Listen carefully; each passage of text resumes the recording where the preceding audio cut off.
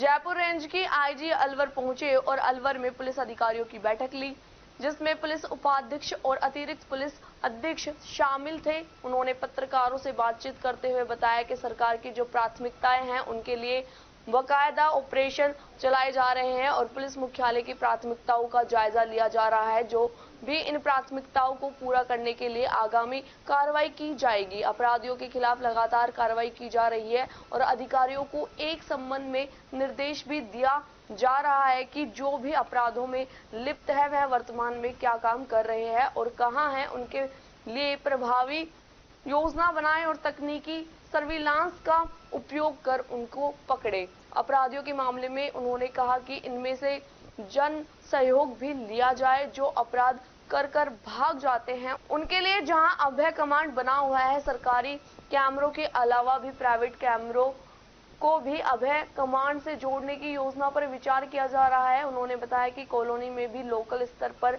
सुरक्षा व्यवस्था बिल्डअप करनी है, इस पर भी विचार किया जा रहा है। वारदात करने के बाद अपराधियों को चिन्हित कर उनके रिकॉर्ड को खंगाल जाने की प्राथमिकता है, जिससे अपराधी नजरों से बच नहीं सकते। उन्होंने अपराधियों के लिए भी संदेश दिया कि अगर जेल से बाहर रहना है तो शांत रहे, नहीं तो हार्डकोर क्रिमिनल की तरह जेल में बंद रहना होगा। उन्होंने बताया कि किसी भी स्तर पर अपराधियों के प्रति नरमी नहीं बरती जाएगी। कुछ ऑपरेशन ऐसे हैं जो मीडिया से शेयर नहीं किए जा सकते हैं।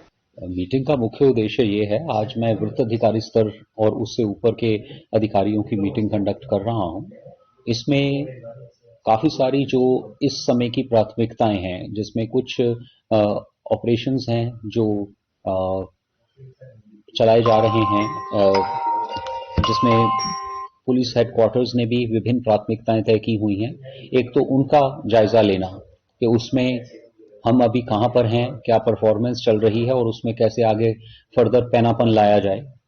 साथ में इसमें जो अपराधियों के जो चिन्हीकरण और उनके विरुद्ध जो प्रभावी कार्रवाई है और एरिया डोमिनेंस के जो ऑपरेशंस हैं उनके बारे में, और साथ में जो आपके स्पेशल एक्ट्स हैं, बेशक वो हथियार संबंधी हों और अन्य जो हैं, उनके बारे में एक बार जायजा लेना कि क्या वृत्त स्तर पे कार्रवाई करने के लिए टारगेट सेट किए हैं इंडिविजुअल अधिकारियों ने और वो इस समय कहां पर हैं।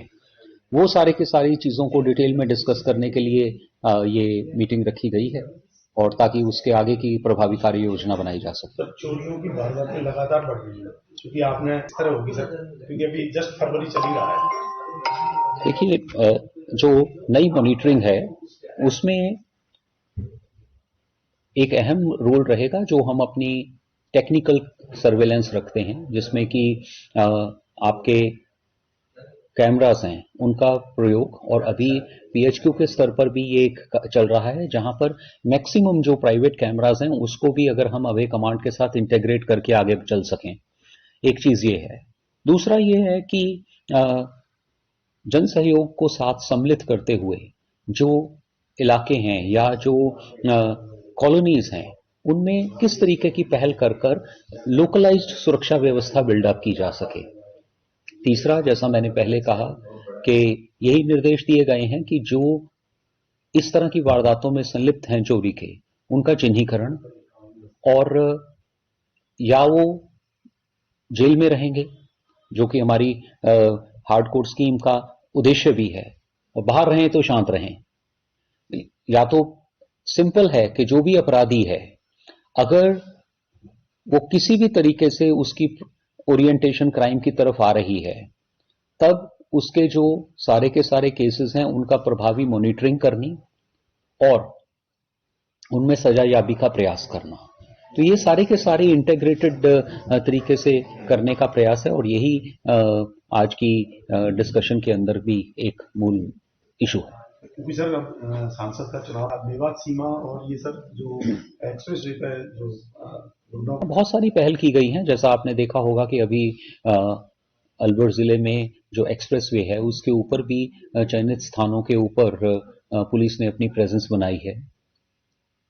इसके साथ साथ ही जो आपके टोल और वो वाले चेकिंग पॉइंट्स हैं उसके ऊपर भी जो स्टैटिक सर्वेलेंस है वो की जा रही है, और ऐसे बहुत सारी चीजें हैं जिनका मैं खुलासा नहीं करना चाहूंगा, लेकिन जो पुलिस ने इजाद की हैं जो जो नई अपने ट्रैफिक की आर्टरीज डेवलप हुई हैं उनको मद्देनजर रखते हुए तो ये समग्र चीजों को लेकर चल रहे हैं। जो नया सुरक्षा परिदृश्य है उसको लेकर पुलिस सजग है और मेरी अभी विस्तृत चर्चा भी हुई है एसपी साहब से।